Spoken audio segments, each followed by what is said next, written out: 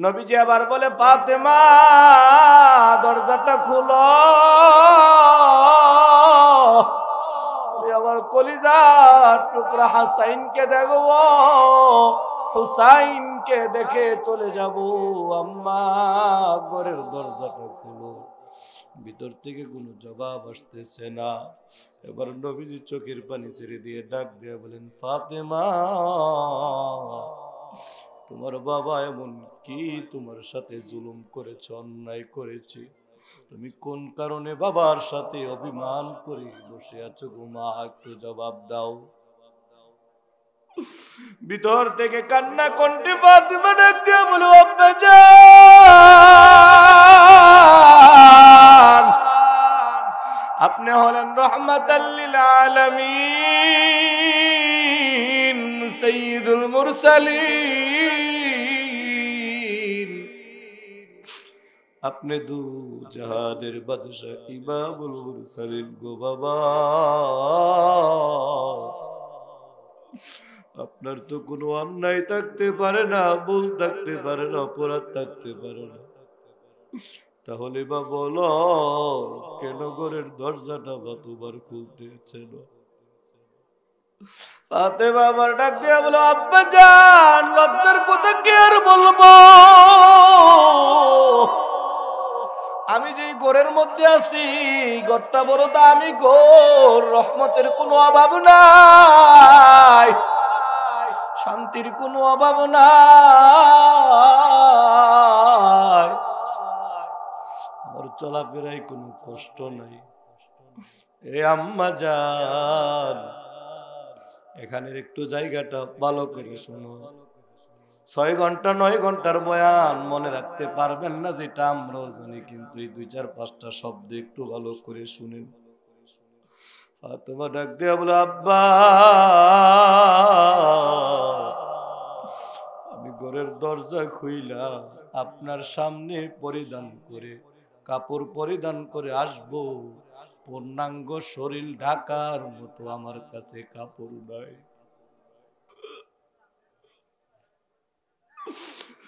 যিনি দুনু জাহানের বাদশা, আহকামুল হাকিমিন,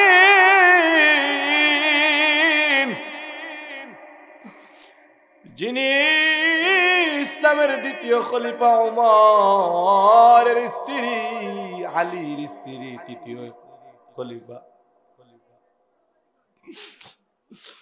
যিনি জান্নাতের যুবকদের সর্দার হাসাইন হুসাইনের আম্মা জান, যিনি আলী কাররামাল্লাহু ওয়াজহুর স্ত্রী, নবীজির কলিজার টুকরা দুলালি, তার পরনের মধ্যে পর্যাপ্ত পরিমাণ কাপড় নাই যে বাবার সামনে আসবে, ওই পরিমাণ কাপড় তার কাছে নাই। এরে সাহেব নগরীর আম্মা জান, কি নিয়া স্বামীর সাথে ঝগড়া করো গো মা? ও আমার বোন, কি নিয়া মার সাথে আব্বার সাথে ঝগড়া করো? তোমার তো প্রত্যেক বছরে মাসে মাসে কাপড় কিনে দে, আছে না নাই? তারপরও কেন একটু দামি জামা না হইলে, দামি জামা না হইলে, জামাটা একটু কম দাম হইলে ঝগড়া করো কেন? বাবারে কষ্ট দিয়া বলে, এবার ঈদে যদি আমারে অমুক জামা, পাখি জামা, শেরওয়ানি জামা, সারারা জামা, গারেরা জামা না কিনিয়া দাও, আমি ঈদের দিন ঈদের জামা পরবো না। কেন বাবারে কষ্ট দাও? অথচ প্রথমবার বলে নাই আব্বারে আব্বা কষ্ট পায়া লাইব, দ্বিতীয়বার বলে নাই বাবা কষ্ট পাবে, তৃতীয়বার বাবা যখন বললেন না আমার কি অপরাধ, তখন মা মেয়ে তার হালত জানাইছে তার বাবারে। নিয়ামতের শুকরিয়া আদায় করলে কিভাবে করব রে ভাই? এই মাদ্রাসার যথার্থ কদর করা, সুখে দুঃখে মাদ্রাসার পাশে থাইকা, মাদ্রাসার মহিলা মাদ্রাসা, আপনার আমার কন্যা সন্তান নাতনিদেরকে মাদ্রাসায় দিয়ে আলেমা বানাইতে পারলে, তাহলে এই মাদ্রাসার সঠিক নিয়ামতের শুকরিয়া আদায় হবে। কোন সুবহানাল্লাহ। শুকর গুজার বান্দা হরে দুনিয়ায় যাহার ফলে নাজ নিয়ামত বেড়ে যায় প্রভুর শুকর আদায় যদি না করো কঠিন আযাব হবে তোমার কবর শুকরে নিয়ামত শুকর করনা আদদে ইনসান হে কুফরে নিয়ামত কুফর করনা আদদে বেঈমান হে শুকরে নিয়ামত নিয়ামত আযাফু সুকুনাত কুফরে নিয়ামত নিয়ামত নুকসা কুনাত ও সাহেবনগর এলাকার মুসলমান বৃদ্ধ বাবাজিরা আমার কলিজার যুবক ভাই রে পর্দার আম্মা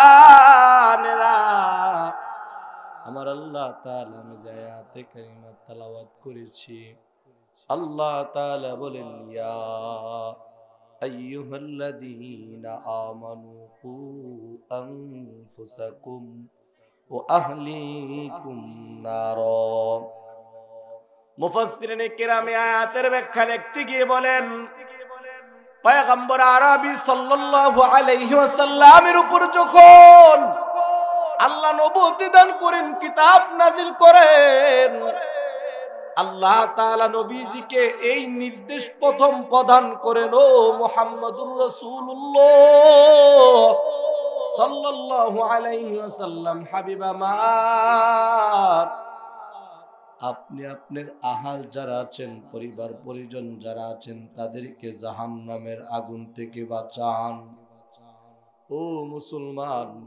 এই আয়াত নবীজি আমাদেরকে সাহাবায়ে কিরামদেরকে শোনায় এই কথাই বুঝান ইয়া আইয়ুহাল্লাযীনা আমানু ঈমানদার ঈমান আনার পরে নিজে বাঁচো কু আনফুসাকুম আগে নিজে বাঁচো আপনারা বলেন কোন জায়গা থেকে নিজে আগে বাঁচবো কোন জায়গা থেকে আমরা বাঁচবো নিজেদেরকে কোন জায়গা থেকে বাঁচাবো এটার তো কোনো সঠিক ব্যাখ্যা নাই না না না না অবশ্যই সঠিক ব্যাখ্যা আছে মুফাসসিরিনে কিরাম বলেন এই আয়াতের ব্যাখ্যা লিখতে গিয়ে বলেন দুনিয়া এবং আখিরাতে নিজেকে বাঁচাও বলে দুনিয়া এবং আখিরাতে কোন জায়গা থেকে বাঁচাবো ইন্না জাহান্নামা কানাত মিরসাদা যে জাহান্নাম আপনাকে আমাকে গ্রাস করার জন্য বসে আছে ওই জাহান্নামের আগুন থেকে আপনি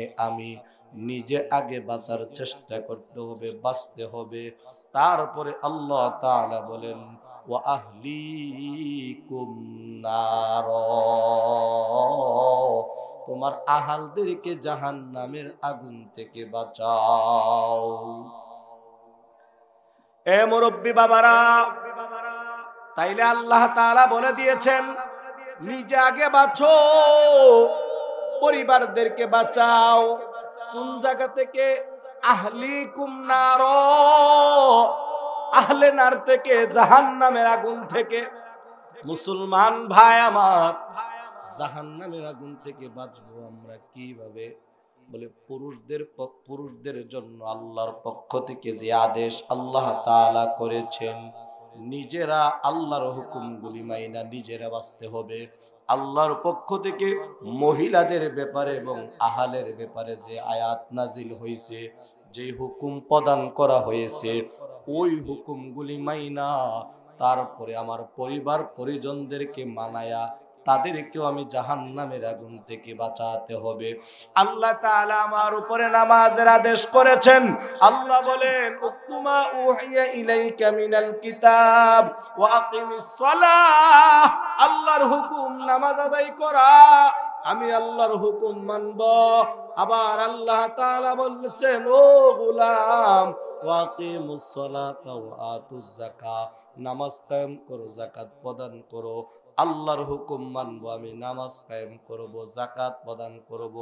আল্লাহ বলেন হজ ফরজ হয়ে গেলে তোমরা হজ করো। আল্লাহর হুকুম হজ কইরা আল্লাহর হুকুম মানবো, হুকুম না মানার কারণে জাহান্নাম, জাহান্নামের আগুন থেকে হুকুম মাইনা আমি বাঁচতে চাই। আল্লাহ বলেন রোজা রাখো, আমি আল্লাহ শাহরুর রমাদান আল্লাযী উনজিলা ফীহিল কুরআন, আমি আল্লাহ ফরজ করে দিয়েছি রমাদানুল মুবারকের রোজা, যেমন ভাবে ফরজ করেছিলাম ইয়া আইয়ুহাল্লাযীনা আমানু কুতিবা আলাইকুমুস সিয়াম কামা কুতিবা আলাল্লাযীনা মিন ক্বাবলিকুম, পূর্বেকার মানুষদের উপরে যেমন রোজা ফরজ করেছিলাম তেমনি ভাবে তোমাদের উপর রোজা ফরজ করেছি। আল্লাহর হুকুম সিয়াম সাধনা করব, সিয়াম সাধনা না করলে যে আগুন, ওই আগুন থেকে বাঁচার জন্য সিয়াম সাধনা করতে হবে। কথা বুঝতেছেন নি? এই বুঝায় ওয়াজ করতেছি, সাহেবনগর ওয়াজ করলে একটু হিসাব করে করি, সুর তো বড় কথা না, চেষ্টা করি দুই চারটা জিনিস দেওয়ার জন্য।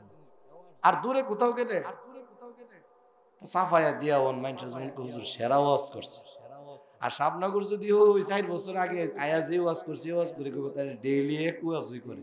এজন্য নতুন নতুন মুতালার নতুন নতুন বয়ানগুলি করলে একটু চিন্তা ফিকির করে করা লাগে, কারণ এগুলি তো উপকারী। এখন কথার কথা আমি পুরান একটা বয়ান করলাম, এটা তো আমি গত বছর করছি, এমন একটা বয়ান যেটা আমি জুমাই করেছি অথবা বছরে এক দুইবার করে ফেলেছি, এগুলি তো চলবে না। যেমন নতুন পাড়া একটা করছি, এখন আর একটা করতেছি, আল্লাহ যদি কবুল করে আবার। কারণ নবী আরবি সাল্লাল্লাহু আলাইহি সাল্লাম পুরা 6666টা আয়াত উম্মতের মাঝে শোনায়া দিয়েছেন, না এক আয়াতই শুনাইছেন। নবীজির হাদিস পুরা 23 বছরের জিন্দেগীর যত শরীয়তের যত কথা আছে উম্মতের জন্য শোনায়া দিয়েছেন, কল্যাণকর হয়। সুবহানাল্লাহ। তাহলে ভাইরা আমার, আল্লাহর হুকুম মানার পরে আপনার আমার প্রয়োজন হলো জাহান্নামের আগুন থেকে নিচে বাঁচতে হবে। এবার আমি মসজিদের মধ্যে গেলাম হুজুরের নামাজ পড়ার জন্য। হুজুরের নামাজ পড়লাম, কথার কথা উদাহরণস্বরূপ আল্লাহ আমার নামাজ কবুল কইরা আল্লাহ আমারে জাহান্নাম থেকে মুক্তি দিয়া দিছে, জান্নাত দিয়া দিছে, কথার কথা কইলাম। কিন্তু নামাজে না যাওয়ার কারণে যে আযাব হওয়ার কথা, এই আযাব থেকে আমি নিজে বাঁচলাম, কিন্তু আল্লাহ তো বললেন না না, আপনি নিজে বাঁচলে হবে না, আপনার আহালদেরকেও বাঁচাইতে হবে। কারণ কিয়ামতের ময়দানে বাবা যেমন তার সন্তানের বিরুদ্ধে আল্লাহর আদালতে অভিযোগ দায়ের করবে, ঠিক সন্তান তখন আল্লাহর আদালতে বাবার বিরুদ্ধে অভিযোগ দায়ের করবে। ও আল্লাহ, আমি নামাজ পড়তে চাইছিলাম, আব্বা আমার একটু ডাক দিলেই চলতো, আমি নামাজে যাইতাম। আমি রোজা রাখতে চাইছিলাম, আমার বাবা বলে আমি রোজা রাখতে পারবো না, আমাকে রোজা রাখতে দেয় নাই। আমি পর্দা করে চলতে চাইছিলাম, আমার আব্বা আমারে বলে নাই। আমি টাকা হইছে হজে যাইতে চাইছিলাম, আমারে বাধা দিয়েছে, হজের সময় এখনো হয় নাই। আমি দাড়ি রাখতে চাইছিলাম, আমার আব্বা বলে এখনো দাড়ি রাখার সময় হয় নাই।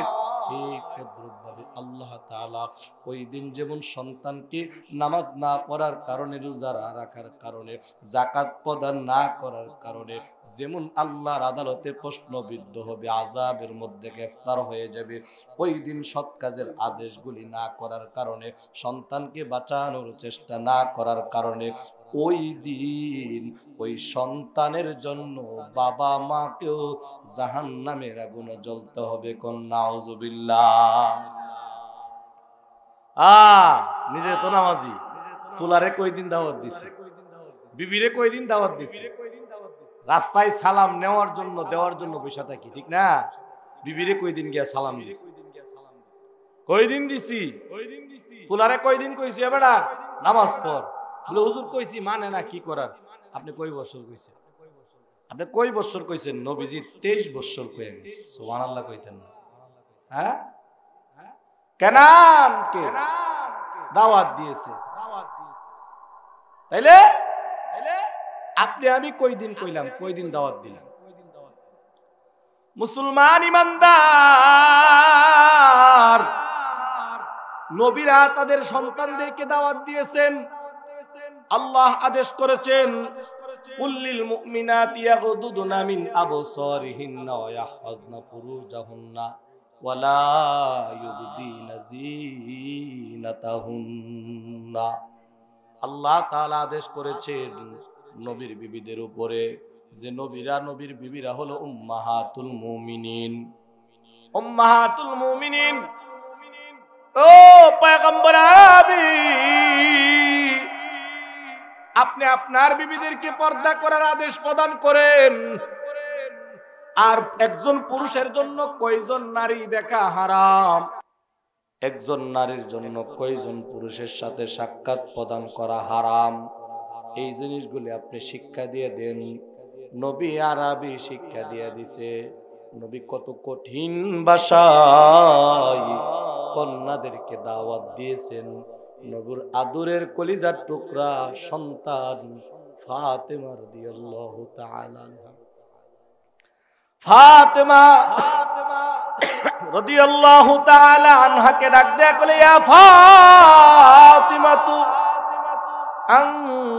আনকিবনি নাফসাকা, এই ফাতেমা তুমি তোমার নিজের নফসকে বাঁচাও, তুমি তোমার নিজের নফসকে বাঁচাও। তুমি মনে করিও না আমার আব্বা হইল নবী, আমি ফাতেমায় এমনি বেঁচে যাব। আমি ফাতেমার নামাজ লাগবে না, আমি ফাতেমার রোজা লাগবে না, আমি ফাতেমার জন্য পর্দা লাগবে না, আমি ফাতেমার জন্য স্বামীর আনুগত্য হওয়া লাগবে না। নবী বলে, না, তুমি তোমার আব্বা নবী, তোমার আব্বা সরকারে দো আলম, তোমার আব্বা সাইয়্যিদুল মুরসালিন, ইমামুল মুরসালিন, এই জন্য তুমি পার পায়া যাইবা না। না, সাবধান, কারণ তোমার জবাব তুমি দিতে হবে, তোমার কবরে তোমারই যেতে হবে। ঠিক নেই? তাইলে মৌলবী বাড়ির ফুলাফেনতে নামাজ পড়ন লাগবো নি, হাজী সাহেবের ফুলাফেনতে নামাজ পড়ন লাগবো নি। হুজুর আমার দাদা ওরিব বাবারে 70 বছর ফিরি ইমামতি করছে। হুজুর আমার আব্বা 30 বছর ফিরি ইমামতি করছে। হুজুর আমার ভাই অমুক মাদ্রাসার বড় মুহতামিম। হুজুর আমার সন্তান 2টা মাদ্রাসার মধ্যে আল্লাহ চাইতো হাদিস পড়া, তাইলে ওই হাদিস পড়াই না বাপের জন্য, ওই যে 70 বছর পর্যন্ত ইমামতি করাই না সন্তানের জন্য, 30 বছর মসজিদের মধ্যে চাকরি করেন না বাবার জন্য, তার সন্তানের জন্য, তার নাতির জন্য, তার পরিবার পরিজনের জন্য নামাজ রোজা পর্দা পুশিদা দরকার আছে না নাই? আর জোরে কোন। যার কবরে যার যার যেতে হবে। কবর আযাব সত্য না মিথ্যা? আল কবর আযাবুন হাক্কুন, কবর আযাব সত্য না মিথ্যা? আযাব হয়নি। নবীজি বলেন, আল কবর রাউযাতুন মিন রিয়াজিল জান্নাহ, কারো কবরটা হবে জান্নাতের বাগান। আবার নবীজি বলেন, কারো কবরটা হবে জাহান্নামের টুকরা। কন্যা নাউযুবিল্লাহ। ফাতেমা রাদিয়াল্লাহু তাআলা আনহা, আগের থেকে কইতাম না পরের থেকে কইতাম, সমত নাই, ঘটনা তো লম্বা, হাদিসের অংশ। কই ফাতেমা রাদিয়াল্লাহু তাআলা আনহা এত পর্দা করতেন, এত পর্দা করতেন। আল্লাহু এই আম্মা জানেরা, এই বয়ানটা শুনেন। ফাতেমা রাদিয়াল্লাহু তাআলা আনহার হাত তো 2টি ছিল না বেশি ছিল?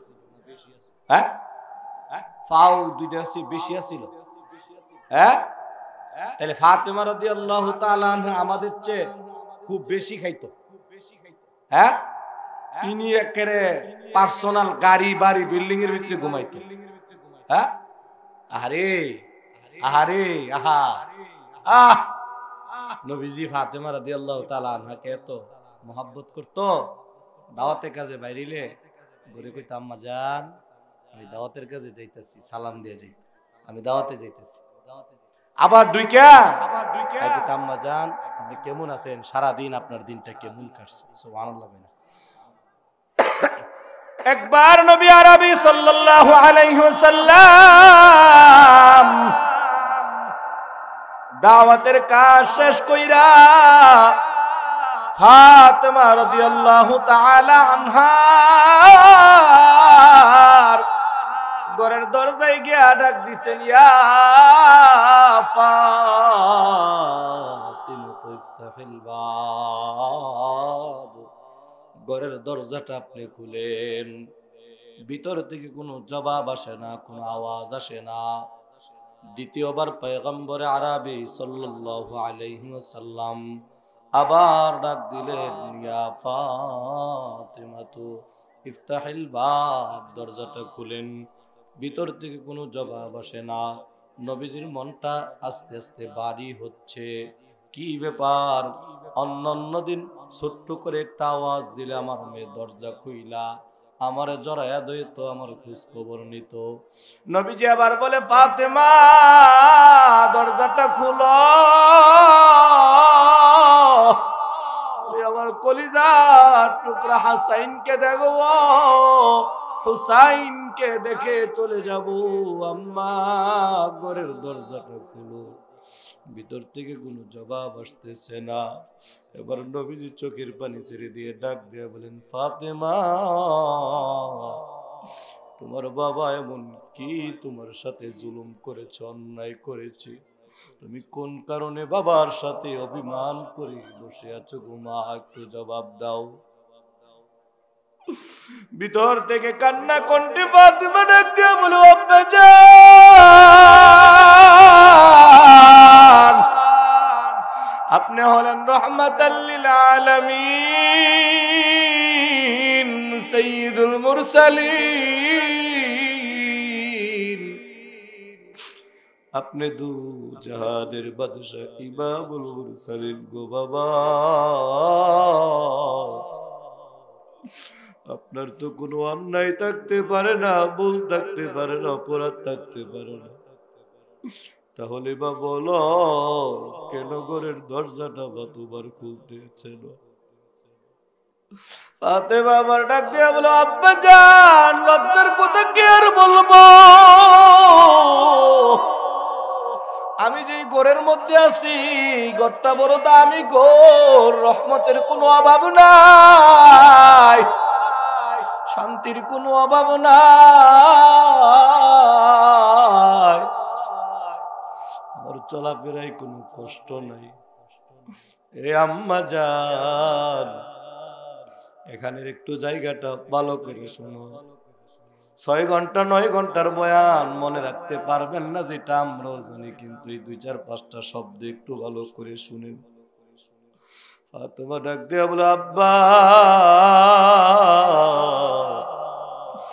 আমি ঘরের দরজা খুইলা আপনার সামনে পরিধান করে, কাপড় পরিধান করে আসবো, পূর্ণাঙ্গ শরীর ঢাকার মতো আমার কাছে কাপড় নাই।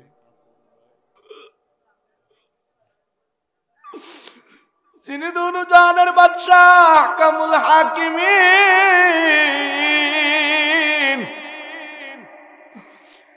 যিনি ইসলামের দ্বিতীয় খলিফা ওমরের স্ত্রী, আলীর স্ত্রী তৃতীয় খলিফা,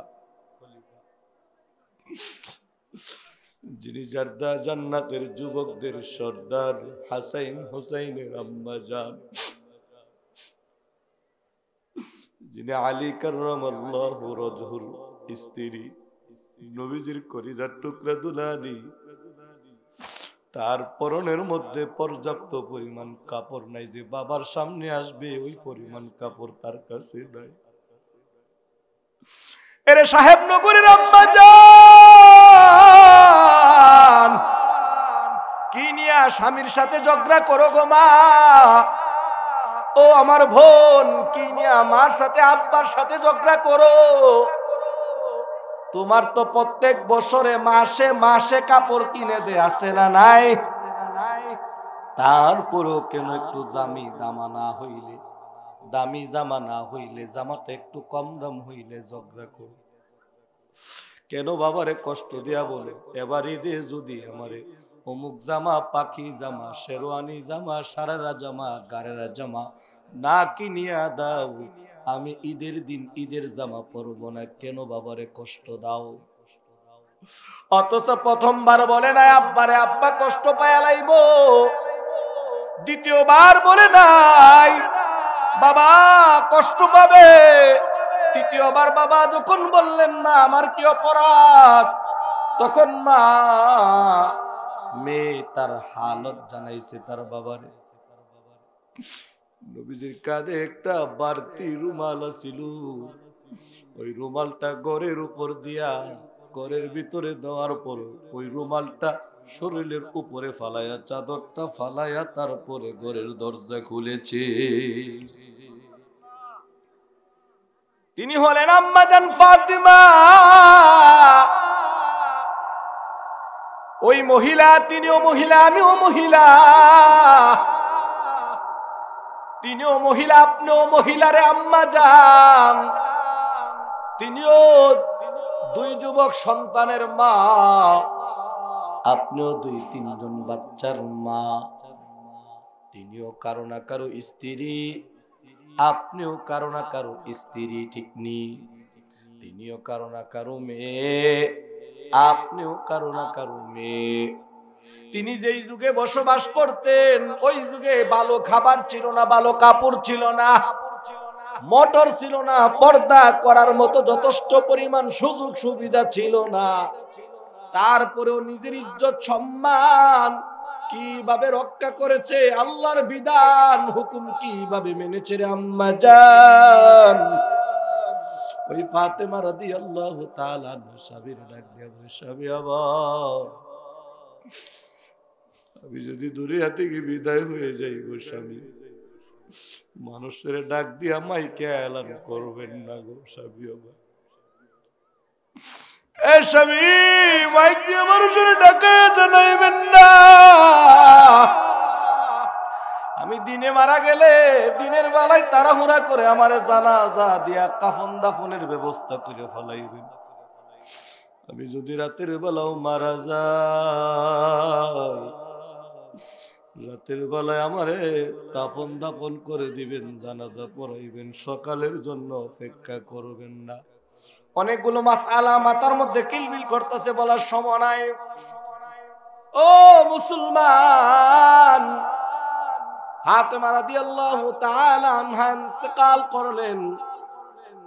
ইন্তেকাল করার পরে তার গোসল হয়ে গেছে গা, কিন্তু তিনজন লোক, চারজন প্রয়োজন।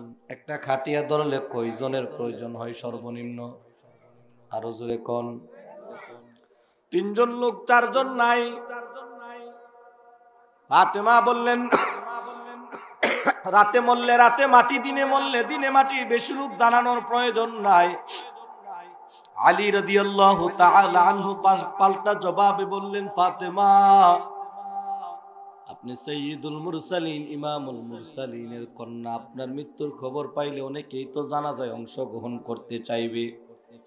আপনি জান্নাতের যুবকদের সর্দারদের আম্মা জান, আপনার জানাজায় তো অংশগ্রহণ করতে চাইবে। আপনি আসাদুল্লাহিল গালিব, আলীর স্ত্রী, অনেক সাহাবীরা এখনো জিন্দা, আপনার জানাজায় অংশগ্রহণ করতে চাইবে, কেন আমি তাদেরকে জানাবো না? ফাতেমা কি কই কথাটা মনোযোগ দিয়ে শুনেন। ফাতেমা বলে, স্বামী আমার, যেদিন থেকে পর্দার বিধান নাজিল হইছে ওই দিন থেকে আমি ফাতেমার পুরা ডেড বডিটা কাপড়ের উপর দিয়াও কেউ দেখে না। কাপড়ের ভিতরে দিয়া তো পরে, উপর দিয়ে কেউ দেখছেন। স্বামী আমার, আমি যদি মারা যাই গো,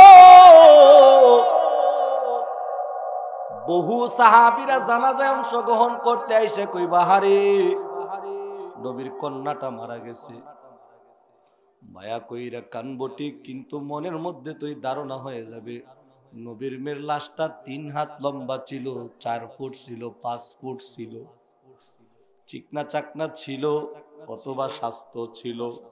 কিয়ামতের ময়দানে যদি আল্লাহ জিজ্ঞাসা করে, ফাতেমা পর্দা তো করছো ঠিকই, কিন্তু তোমার মৃত্যুর পরে বহু লোক এই কথা বলেছে, জানছে তোমার স্বাস্থ্য ভালো ছিল না খারাপ ছিল, তুমি লম্বা ছিলা না বেটে ছিলে, চিকন ছিলা না মোটা ছিলা। স্বামী আমার, এই জন্য আমি চাই মৃত্যুর পরে যেন আমার আল্লাহ এই কথার জন্য যেন আমার জাহান্নামে না দেয়। সুবহানাল্লাহ কোন। এই পর্দাকারে খুব ভালো করে শুনিও নেন। দোহাই দিয়েন না, আরামের দোহাই দিয়েন না, কলের পানি দিয়ে গোসল করলে শান্তি লাগে না, এই দোহাই দিয়েন না। কবরস্থানের পাশে গোসল কইরা 6 বাড়ি দূরে গিয়া কাপড় পাল্টা নজুবিল্লাহ কইতেন না। গাঙ্গে দিয়া নদী দিয়া হাজার হাজার মানুষ আসা যাওয়া করে, মাছ দিয়ে নৌকা চলে, আপনি গোসল করলেন, আপনি বলেন অন্য অন্য মানুষ সহ অন্য অন্য জাতিরা কি চোখ বন্ধ করে রাখে নাকি? হ্যাঁ, এই দেশের সবাই আল্লাহর ওলি। হ্যাঁ, এই দেশের সবাই আল্লাহর ওলি।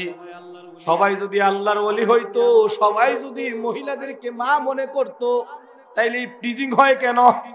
কথা কই না কেন? রাস্তাঘাটে আমার মা বোনেরা ধর্ষিত হয় কেন? সবাই যদি মহিলাদেরকে মা মনে করে, মেয়ে মনে করে, আমাদের মা বোনদেরকে রাস্তাঘাটে উত্তপ্ত করে কোন যুবকরা? ওই যুবকরা করে যাদের দিলের মধ্যে আল্লাহর ভয় নাই। আর ওই নারীরা উত্তপ্তিত হয়, ইফতিজিত হয় যারা নিজের শরীরকে মানুষের সামনে উপস্থাপন করে। কথা বলেন ঠিক কিনা? দোষ যদি বিলায় সুটকি খাওয়ার কারণে যদি বিলায়ের ফাঁসি 7 বছর, তাহলে সুটকি যে উদাম কইরা রাখছে তার জেলনের দরকার 14 বছর। কথা কোন ঠিক কিনা? হ্যাঁ, বিলাইরে ডাক দিছে, বিলাই এদিকে ককিটা, তুই আমার বাড়ির তাহস? জি। মাঝে মাঝে ফিলিট থেকে খাবলা দিয়ে কইলাম মাছ নিছত গা, কিছু কইছি? না। বিরান মাছ খেয়ে লাইছস, নুন দিয়া ভাত খাইছি, কিছু কইছি? না। এই চট্টগ্রাম থেকে এই রূপচান্দা শুটকি, এটা আমার বিয়ের লেগে আনছি। এই দেখ এটার গেরান, এই শুটকিটা চট্টগ্রাম থেকে আনা হইছে। এই শুটকিটা ওই ভাইলাটা রাখতাছি, তুই যদি দরস তোর কইলাম 7 বছরের জেল হইব, তোর কইলাম কান কাটা যাইব, তোর কইলাম ফাঁসি হওয়ার সম্ভাবনা আছে। বিড়ালের শুটকি গ্রান শুঙ্গাইছে, বিড়ালের মাথা ঠিক আছে নিজুরে কোন। কথা কন না গিরে? রূপসাদা হুটকির গেরান যদি কেউ তার মাথা ঠিক তাহার কথা। বিড়াল যখন মালিক যখন গেছে গা বাইরে ঘুরতো, বিলাই ফাইলার দ্বারা দা ঘুরে আর চিন্তা করে জেল 14 বছর দিলে দিব, আর যদি কোন রকম বাসন যা তাহলে তো বাঁচলে বাঁচলাম। কিন্তু রূপসান্দা শুটকি চট্টগ্রাম থেকে আমদানি কৃত, এই শুটকি না খায়া যদি মইরা জায়গা জীবনে সুখ থাকবো। আর হইছে 14 বছরের জেল হইলেইব, বাড়ি ছাড়া হইলেও। সাথে সাথে বিড়াল গিয়াছে ওই যে হানো রাখছে দেহা দিছে, হেন গিয়াছে খাইছে। যারা বলে নারীপুর বলে স্কুলের মধ্যে, হাই স্কুলের মধ্যে, কলেজের মধ্যে মুখ খুলে তারপরে পরীক্ষা দিতে হবে, তাদেরকে বলা উচিত, তাদেরকে জানানো উচিত বাংলাদেশ সরকার আইন করছে 7 বছরের জেল হইবে ইফতিজার।